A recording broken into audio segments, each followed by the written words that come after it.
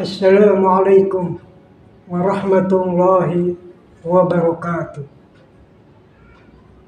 Innal hamdalillah nahmaduhu wa nasta'inuhu wa nastaghfiruhu wa na'udzu billahi min syururi anfusina wa min sayyiati a'malina may yahdihillahu fala mudhillalah wa may yudhlilhu fala hadiyalah. Asyhadu an la ilaha illallah wahdahu la syarikalah wa asyhadu anna Muhammadan abduhu wa rasuluh. Allahumma sholli ala sayyidina Muhammadin sholatan tadbau biha anna ta'na wa ta'un ya man bi ziyadatan amruhu idza arada syai'a ayyakula lahu kun fayakun. Saudara-saudaraku sebangsa dan setanah air, khususnya umat Islam lahir dan batin, umat Islam yang selalu menjunjung tinggi kekuatan cahaya Islam, cahaya segala cahaya sebagai cahaya kehidupan. Mari seluruh umat Islam kita semua satukan kekuatan cahaya Islam dalam bingkai segitiga kerasulan. Seluruh kekuatan umaro, ulama, aulia, mari kita satukan bersama-sama. Walau bagaimanapun, tentu saja inilah fitrah seluruh umat Islam yang memiliki tiga jalur perjuangan. Tiga jalur perjuangan yang harus selalu kita perjuangkan. Ketika Anda saat ini masih berjuang di dalam cahaya bintang, yaitu berjuang di dalam keumaroan, Anda menjadi kepala rumah tangga, Anda menjadi kepala kantor, Anda menjadi kepala sekolah, Anda menjadi bos, menjadi juragan. Ingat saudara-saudaraku, dari kepala rumah tangga hingga kepala negara, yaitu Bapak Haji Muhammad Joko Widodo, itulah perjuangan umaro saudara-saudaraku. Ini yang harus dipahami. Ketika kita berjuang secara keumaroan, maka kita wajib untuk melindungi seluruh rakyat yang ada di wilayah tersebut. Oleh karena itu saudaraku, tugas umaro adalah menjaga keutuhan bangsa dan negara. Oleh karena itu tugas seorang umaro adalah selalu menjaga keutuhan seluruh rakyat, yakni sebagai contoh adalah rakyat Indonesia. Inilah saudara-saudaraku.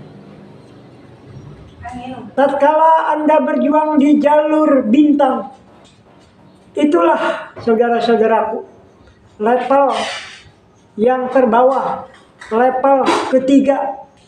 Oleh karena itu, mari Anda sebagai umaro jangan pernah Anda di dalam gerak langkah perjuangan hidup tidak menyatukan diri dengan kekuatan pemilik cahaya rembulan. Itulah para ulama, ahli-ahli syariat. Mereka ustadz-ustadz, sebagai imam-imam di masjid-masjid, sebagai imam-imam di musola, di tajuk. Bahkan mereka yang memiliki pondok-pondok pesantren, kiai-kiai, abuya-abuya, itulah ahli-ahli syariat yang selalu menghadirkan kekuatan Islam secara lahir. Inilah saudara-saudaraku yang harus Anda pahami. Peran ulama adalah pejuang syariat, pejuang lahir, menata kehidupan saudara-saudaraku. Oleh karena itu, dalam menata suatu negara, maka selayaknya seorang umaro harus selalu mendengar kata para ulama.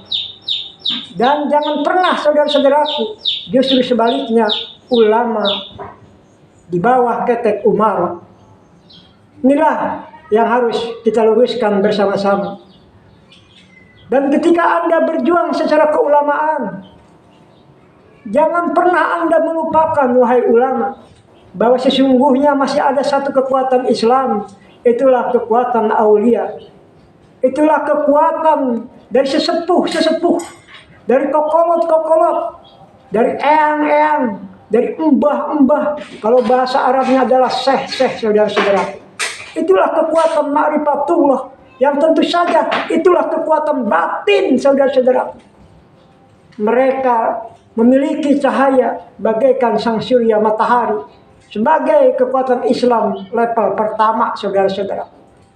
Oleh karena itu, saudara-saudaraku tercinta, di dalam perpolitikan saat ini kita semua harus memahami, saudara-saudaraku, memahami bahwa sesungguhnya janganlah kita selalu memandang sesuatu dari kacamata lahir saja, tidak memandang dari kacamata batinnya, sehingga Anda, saudara-saudaraku, sampai kiamat pun tidak akan mendapatkan kebahagiaan di dunia dan akhirat.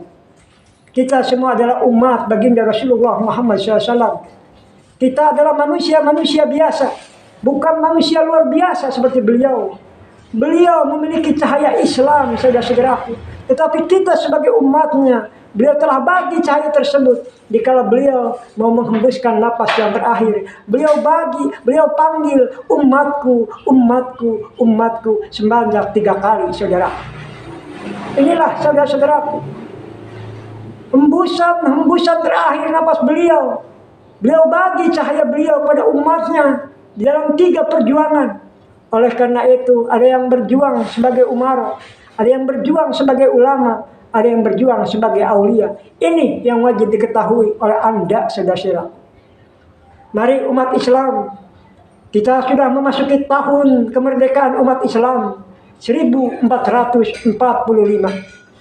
Tahun kemerdekaan umat Islam inilah yang harus kita junjung tinggi, saudara-saudara.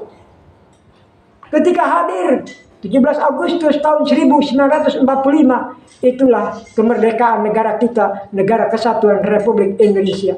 Dan saat ini hadirnya tahun 1445 Hijriah adalah tahun kemerdekaan untuk seluruh umat Islam. Oleh karena itu, mari hadirkan cahaya Islam, cahaya daripada segala cahaya. Kita semua harus satukan perbedaan. Jalur perjuangan ini yang harus Anda pahami. Jangan sampai antara umaro bentrok dengan ulama, antara ulama bentrok dengan aulia. Inilah yang salah fatal, saudara-saudara.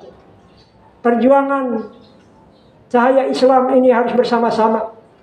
Ketika hadir umaro dan ulama, itulah baru cahaya bulan dan bintang, saudara-saudaraku, yang bersatu di negeri ini. Itulah kekuatan syariat, kekuatan lahir. Oleh karena itu, sejak zaman dahulu di masjid-masjid terdapat lambang bulan bintang. Itu menggambarkan kekuatan Islam hanya separuh, kekuatan malam saja yang hadir. Itulah para umaro dan para ulama. Tetapi marilah saudara-saudara, kita harus mengetahui bahwa satu kekuatan yang dilupakan adalah kekuatan batiniah. Kekuatan batiniah untuk umat Islam, itulah kekuatan aulia. Aulia berasal dari kata al-aliyu. Al-aliyu satu titik yang dituju. Kekuatan al-khaliq, Allah subhanahu wa ta'ala. Inilah saudara-saudaraku, jangan pernah Anda memandang kata waliullah, saudara-saudaraku. Ketika Anda mendengar kata waliullah, Anda seakan-akan tabu mendengar kata waliullah, saudara-saudaraku. Percis, saudara-saudaraku, ketika Anda merokok, saudara-saudaraku, Anda merokok, Anda merasa tidak berdosa, saudara-saudaraku. Inilah, saudara-saudaraku, kelemahan umat Islam yang sudah dihancurkan oleh penjajahan. Penjajahan Belanda sudah merusak kekuatan batiniah dengan membudayakan merokok untuk umat Islam. Penjajah Belanda merusak kekuatan batiniah dengan menghancurkan kekuatan yang maha dahsyat. Itulah ahli-ahli syahadat. Wahdatul syuhud. Wahdatul syuhud. Sekali lagi bukan wahdatul wujud. Tetapi wahdatul syuhud yang menyatu adalah penyaksiannya terhadap kekuasaan al-khaliq Allah subhanahu wa ta'ala. Inilah saudara-saudaraku yang harus Anda pahami. Oleh karena itu, saudara-saudaraku tercinta, mari umat Islam memahami perjuangan. Ketika kita berjuang, kita satukan kekuatan kita bersama-sama dalam bingkai segitiga kerasulan. Umaro dan ulama yang selalu hadir di masjid-masjid, jangan lupakan kami. Mereka yang selalu di rumah saja, mereka yang patokan sholatnya bukan hablum minannas, tetapi patokan sholatnya adalah hablum minallah. Inilah yang harus Anda pahami, saudaraku. Jangan kau bayangkan kamu yang jarang ke masjid, saudara-saudaraku, engkau bayangkan sesat, saudaraku. Itulah kedurjanaan umat Islam. Kedurjanaan umat Islam yang membentrok-bentrokan, saudara-saudaraku, antara ahli syariat wal ma'rifat. Syariat dibawa oleh tuanku Al-Imam Husain radhiyallahu anhu. Ma'rifat dibawa oleh tuanku Al-Imam Hasan radhiyallahu anhu. Inilah cucu baginda Rasulullah Muhammad sallallahu alaihi wasallam. Mari saudara-saudaraku, kita luruskan keislaman ini. Saatnya umat Islam kita bangkit bersama-sama. Mari umat Islam kita bangkit bersama-sama, saudara-saudaraku. Jangan kau mau diadu domba kembali oleh serigala-serigala berbulu domba. Mari saudaraku, di situasi pertarungan politik saat ini, mari segenap lapisan umat Islam kita berjuang bersama-sama. Anda yang berjuang secara lahir, secara syariat, tidak mungkin Anda akan kabul hajat Anda tatkala tidak dampingi kami ahli-ahli batinnya yang berjuang secara doa-doa munajat khusus pada Al-Khaliq Allah Subhanahu wa taala.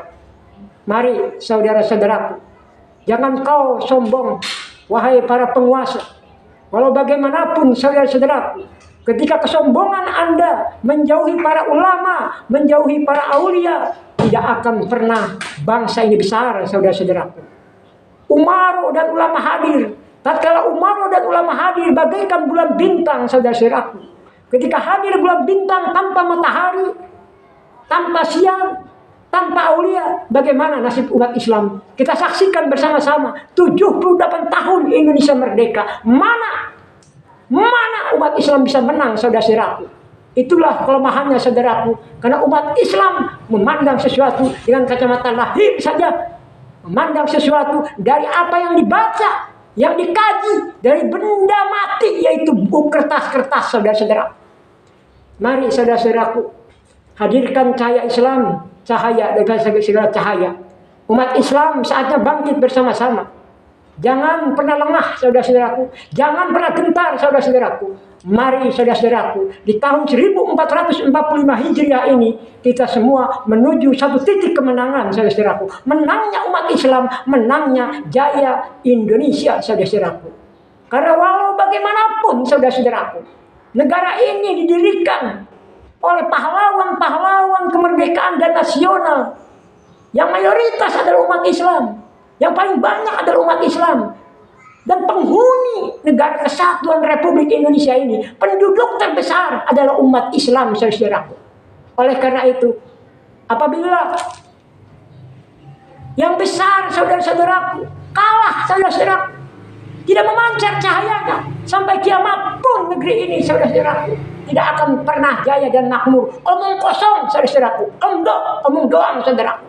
Tapi mari, saudaraku, kita buktikan, ketika cahaya Islam berkibar kembali di bumi Nusantara, di negara kesatuan Republik Indonesia, sudah barang tentu cahaya ini akan menjadi sebuah cahaya kehidupan untuk seluruh umat manusia, untuk seluruh peradaban umat manusia di akhir zaman ini, saudara-saudara. Oleh karena itu, mari berjuang bersama-sama, wahai saudaraku. Jangan pernah takut dan gentar. Mari bangkit bersama-sama, saudaraku. Hadirkan cahaya Islam sebagai cahaya kehidupan. Allahu Akbar.